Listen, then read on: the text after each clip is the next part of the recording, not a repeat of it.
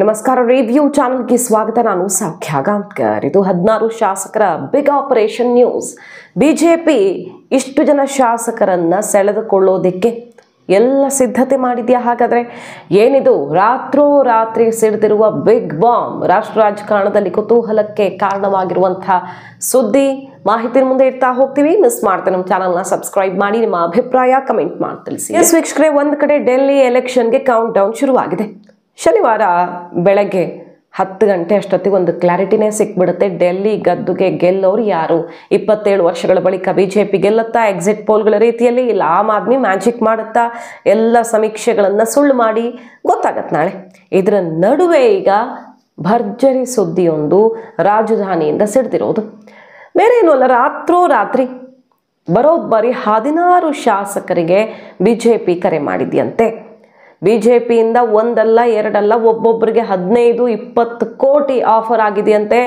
ಒಬ್ರು MLA ಅಂತೂ phone ನಂಬರನ್ನು ರಿಲೀಸ್ ಮಾಡಿದ್ದಾರೆ ಹೊರಗಡೆ. ಈ ನಂಬರಿಂದ ನನಗೆ ಕಾಲ್ ಬಂದಿದೆ ಅಂತ ಬಿಜೆಪಿ ಕಡೆಯಿಂದ ಕಾಲ್ ಬಂದಿದೆ. ಬಿಜೆಪಿಯವರು ಇಷ್ಟು ಜನರನ್ನ ಅಪ್ರೋಚ್ ಮಾಡಿದ್ದಾರೆ. ನನ್ನ ಜೀವ ಹೋದ್ರೂ ಪರವಾಗಿಲ್ಲ, ನನ್ನನ್ನು ತುಂಡಾಗಿ ಕತ್ತರಿಸಿ ಹಾಕಿದ್ರೂ ಪರವಾಗಿಲ್ಲ, ನಾನಂತೂ ಕೇಜ್ರಿವಾಲ್ಗೆ ಮೋಸ ಮಾಡಲ್ಲ ಅಂತ ಒಬ್ರು ಫಸ್ಟ್ ಟೈಮ್ MLA ಆ ಫೋನ್ ನಂಬರ್ ಎಲ್ಲ ರಿಲೀಸ್ ಮಾಡಿ, ಏನವ್ರ ಹೆಸರು ಮುಖೇಶ್ ಅಹ್ಲಾವತ್ ಅಂತ, ಫೋನ್ ನಂಬರ್ ರಿಲೀಸ್ ಮಾಡಿ ಇದರಿಂದ ನಂಗೆ ನಂಬರ್ ಬಂದಿದೆ, ಇಷ್ಟು ಕೋಟಿ ಆಫರ್ ಮಾಡಿದ್ದಾರೆ ಅಂತ ಹೇಳ್ತಾ ಇದ್ದಾರೆ. ಕೇಜ್ರಿವಾಲ್ ಕೂಡ ಅದನ್ನೇ ಹೇಳಿದ್ದು. ಒಟ್ಟು ನಮ್ಮ 16 ಜನ ಶಾಸಕರಿಗೆ ಕೂಡಲೇ ಬಿಜೆಪಿ ಕಡೆ ಸ್ವಿಚ್ ಆಗೋ ರೀತಿ, ಅಂದರೆ ರಿಸಲ್ಟ್ಗೂ ಮುನ್ನವೇ ಆಮ್ ಆದ್ಮಿಯನ್ನ ತೊರೆದು ಬಿಜೆಪಿ ಸೇರೋ ರೀತಿಯಲ್ಲಿ ಆಫರ್ ಬಂದಿದೆಯಂತೆ. ಅಂದರೆ ಬಹುತೇಕ ಅವ್ರು ಈಗ MLAಗಳು ಮತ್ತೆ ಗೆಲ್ಲುವ ಸಾಧ್ಯತೆ ಇರೋರಾಗಿರ್ತಾರೆ. ಇವ್ರು ಗೆದ್ದೇ ಗೆಲ್ತಾರೆ ಅನ್ನೋ ಖಚಿತತೆ ಇರುತ್ತಲ್ಲ, ಅಂಥವ್ರು ಅಂತ ಈಗ ಹೇಳ್ತಿರೋದು. 16 ಜನಕ್ಕೆ ಆಫರ್ ಬಂದಿದೆ, ಬಿಗ್ ಆಫರ್ ಬಂದಿದೆ ಅಂತ. ಈಗ ಕೇಜ್ರಿವಾಲ್ ಕೆರಳಿ ಕೆಂಡವಾಗಿದ್ದಾರೆ. ಸಂಜಯ್ ಸಿಂಗು ಬೇರೆ ಅವರೆಲ್ಲ ಇದು 100ಕ್ಕೆ 100ರಷ್ಟು ಸತ್ಯ. ಬಿಜೆಪಿ ಆಪರೇಷನ್ ಮಾಡೋದಕ್ಕೆ ಪ್ರಯತ್ನ ಪಡ್ತಾ ಇದೆ ನಮ್ಮವ್ರನ್ನ ಸೆಳ್ಕೊಳ್ಳೋಕೆ ಅಂತ ಕೇಜ್ರಿವಾಲ್ ಬೆನ್ನಿಗೆ ನಿಂತಿದ್ದಾರೆ. ಕೂಡಲೇ ಬಿಜೆಪಿ ಸಿಡ್ದೆದ್ದಿದೆ. ಈಗ ಕೇಜ್ರಿವಾಲ್ ಹೇಳ್ತಿರೋದೇನು, 55 ಗೆಲ್ತಾರೆ, 56 ಗೆಲ್ತಾರೆ ಅಂತ ಎಲ್ಲ ಪ್ರೆಡಿಕ್ಷನ್ ಕೊಡ್ತಿದ್ದಾರೆ.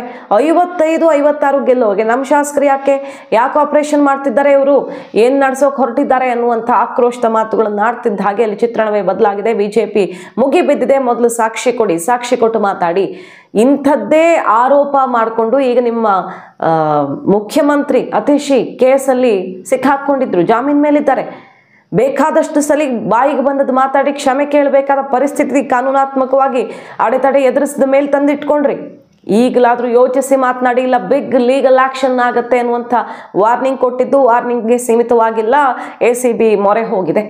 ಅಲ್ಲಿ ಲೆಫ್ಟಿನೆಂಟ್ ಗವರ್ನರ್ ಈಗ ತನಿಖೆಗೆ ಆದೇಶ ಮಾಡಿದ್ದಾರೆ. ಕೂಡಲೇ ಈ ಬಗ್ಗೆ ಸಾಕ್ಷಿಯನ್ನು ಒದಗಿಸಬೇಕು. ಅಂದರೆ ಏನೇನಿದೆಯೋ ಎಲ್ಲ ಹುಡುಕಾಡಿ, ದಾಖಲೆ ಹುಡುಕಾಡಿ, ಅವ್ರು ಏನೇನು ಹೇಳ್ತಿದ್ದಾರೆ, ನಿಜಕ್ಕೂ ಅಂಥ ಆಪರೇಷನ್ ನಡೀತಿದೆಯಾ ಪತ್ತೆ ಮಾಡಿ ಅಂತ ACBಗೆ ಈ ಒಂದು ಗಂಭೀರ ಆರೋಪದ ವಿರುದ್ಧ ವಿಚಾರಣೆಗೆ ಆದೇಶ ಮಾಡಿದ್ದಾರೆ. ಈಗ ಕೇಜ್ರಿವಾಲ್ ಅವರ ಮನೆಗೆ ACB ಬಂದಿದೆ. ACB ಕ್ರಮದ ವಿರುದ್ಧ ಸಿಡಿದೆದ್ದಿದ್ದಾರೆ ಕೇಜ್ರಿವಾಲ್ ಪಕ್ಷದವರು. ACB ಅಲ್ಲಿನ ಲೆಫ್ಟಿನೆಂಟ್ ಗವರ್ನರ್ ಕೈಗೊಂಬೆಯಾಗಿ ನಡ್ಕೊಳ್ತಿದೆ. 1 ಗಂಟೆಯಿಂದ ಕೇಜ್ರಿವಾಲ್ ಮನೇಲಿ ಕೂತಿದ್ದಾರೆ.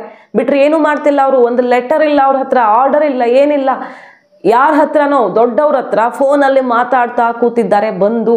ಸೊ ಇನ್ಸ್ಟ್ರಕ್ಷನ್ ಹೇಗೆ ಬರ್ತಾ ಇದೆ, ಏನು ಇವರ ಉದ್ದೇಶ ಎಲ್ಲ ಕ್ಲಿಯರ್ ಆಗಿದೆ ಅಂತ ಆಮ್ ಆದ್ಮಿ ಲೀಗಲ್ ಸೆಲ್ಲಿಂದ ಪ್ರೆಸ್ ಮೀಟ್ ಮಾಡಿ ಬಿಜೆಪಿಯ ವಿರುದ್ಧ ಮುಗಿಬಿದ್ದಿರೋದು. ಸೊ ತೀವ್ರ ಜಟಾಪಟಿ ನಡೀತಿದೆ ಡೆಲ್ಲಿಯಲ್ಲಿ.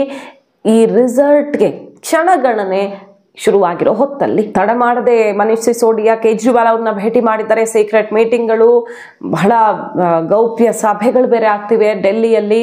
ಯಾರು ಬೇಕಾದರೂ ಗೆಲ್ಲಬಹುದು ಅನ್ನೋ ಪರಿಸ್ಥಿತಿ ಇರೋದ್ರಿಂದ ಬಹುತೇಕ ಬಿಜೆಪಿ ಅಂತ ಕೊಟ್ಟಿದ್ದಾರೆ. 1-2-3 ಸಮೀಕ್ಷೆಗಳು ಆಮ್ ಆದ್ಮಿ ಗೆಲ್ಲುತ್ತೆ ಅಂತ ಕೊಟ್ಟಿರೋದು. ಸೊ ಏನಾಗುತ್ತೆ ಅನ್ನೋದು ಗೊತ್ತಿಲ್ಲ. ಕೆಲವು ಸೀಟ್ಗಳ ಶಾರ್ಟೇಜ್ ಏನಾದರೂ ಬಿದ್ದರೆ ಅನ್ನುವ ಲೆಕ್ಕಾಚಾರ ಡೆಲ್ಲಿ ರಾಜಕಾರಣದಲ್ಲಿ ಸಹಜವಾಗಿ ಶುರುವಾಗಿರುತ್ತೆ. ಅದರ ಎಫೆಕ್ಟ್ ಇಂದಾನೆ ಆಪರೇಷನ್ ರಾತ್ರೋರಾತ್ರಿ ಶುರು ಮಾಡಿದ್ದಾರೆ. ಒಬ್ಬರಲ್ಲ ಇಬ್ಬರಲ್ಲ 16 MLAಗಳಿಗೆ ಗಾಳ ಹಾಕಿದೆ ಬಿಜೆಪಿ ಅಂತ ಕೇಜ್ರಿವಾಲ್ ಆತಂಕ ತೋಡ್ಕೊಳ್ತಿದ್ದಾರೆ. ಈಗ ACB ಅಖಾಡಕ್ಕೆ ಇಳಿದಿರೋದು. ಸೊ ಕುತೂಹಲಕ್ಕೆ ಕಾರಣ ಆಗಿದೆ. ಒಂದ್ ಕಡೆ ಬಿಜೆಪಿ ಕಂಪ್ಲೇಂಟ್ ಕೊಟ್ಟಿದೆ, ಮತ್ತೊಂದ್ ಕಡೆ ಆಮ್ ಆದ್ಮಿ ಕೂಡ ಕಂಪ್ಲೇಂಟ್ ಕೊಟ್ಟಿದೆ. ದಾಖಲೆಗಳಿವೆ ನಮ್ಮ ಹತ್ರ ಅನ್ನೋ ರೀತಿಯಲ್ಲಿ ಆಮ್ ಆದ್ಮಿ ಹುಡುಕ್ತಾ ಇದೆ. ಅದು ಏನು ದಾಖಲೆ ಇದೆಯೋ ರಿಲೀಸ್ ಮಾಡಿ ಆಮೇಲೆ ಆರೋಪ ಮಾಡಿ ಅಂತ ಬಿಜೆಪಿ ತಿರುಗೇಟ್ ಕೊಟ್ಟಿದೆ. ಮಾಡು ಇಲ್ಲವೇ ಮಡಿ ಹೋರಾಟ ಎರಡೂ ಪಕ್ಷಗಳಿಗೆ ಡೆಲ್ಲಿಯಲ್ಲಿ. ಯಾಕಂದ್ರೆ ಮೋದಿ ಅವಧಿಯಲ್ಲಿ ಒಂದು ಸಲನೂ ಡೆಲ್ಲಿ ಗೆಲ್ಲದೆ ಹೋಯ್ತು ಬಿಜೆಪಿ ಅನ್ನುವಂಥ ಒಂದು ಹಣೆಪಟ್ಟಿ ಇತಿಹಾಸವಾಗಿ ಉಳ್ಕೊಂಡು ಬಿಡುತ್ತೆ. ಹಾಗಾಗಿ ಗೆಲ್ಲಲೇಬೇಕಾದ ಅನಿವಾರ್ಯತೆ ತಮ್ಮ ಕಡೆ ಟರ್ಮಲ್ಲಿ ಮೋದಿ ಅವರಿಗೆ.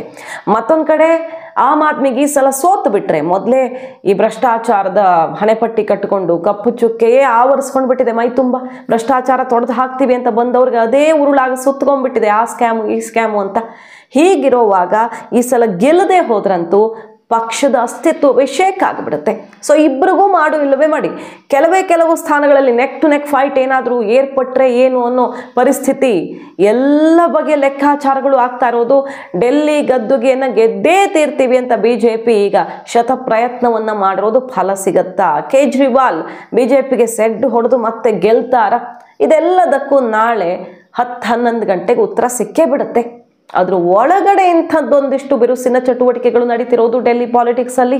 ರಾಜ್ಯಸಭೆಯಲ್ಲೂ ಕೂಡ ನಿನ್ನೆ ಮತ್ತೆ ವಾಗ್ದಾಳಿ ನಡೆಸಿದ್ದಾರೆ ಮೋದಿ. ಶೇಷ್ ಮಹಲ್ ವಿರುದ್ಧ, ಭ್ರಷ್ಟಾಚಾರದ ವಿರುದ್ಧ, ಕಾಂಗ್ರೆಸ್ನ ವಿರುದ್ಧ.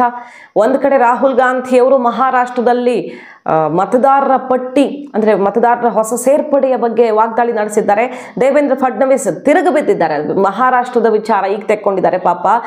ಡೆಲ್ಲಿಯಲ್ಲಿ ಮತ್ತೆ 0 ಸುತ್ತುವ ಆತಂಕ, ಡ್ಯಾಮೇಜ್ ಕವರ್ ಮಾಡೋದಕ್ಕೆ, ಇಶ್ಯೂ ಡೈವರ್ಟ್ ಮಾಡೋದಕ್ಕೆ ಮಹಾರಾಷ್ಟ್ರ ವೋಟಿಂಗ್ ಲಿಸ್ಟ್ ಬಗ್ಗೆ ಮಾತಾಡ್ತಿದ್ದಾರೆ ಅಂತ BJP ತಿರುಗಿಸ್ಕೊಡ್ತಾ ಇದೆ.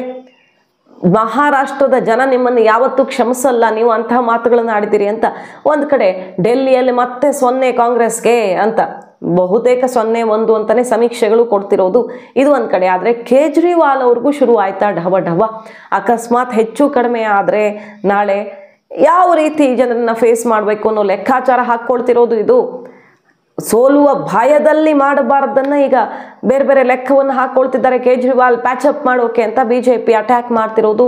ಕಾದು ನೋಡ್ಬೇಕು. ಮಾಹಿತಿ ನಿಮ್ಗೆ ಇಷ್ಟ ಆಗಿದ್ರೆ ಮಿಸ್ ಮಾಡಿದ್ರೆ ನಮ್ಮ ಚಾನಲ್ನ ಸಬ್ಸ್ಕ್ರೈಬ್ ಮಾಡಿ, ನಿಮ್ಮ ಅಭಿಪ್ರಾಯ ಕಮೆಂಟ್ ಮಾಡಿ ತಿಳಿಸಿ. Thank you.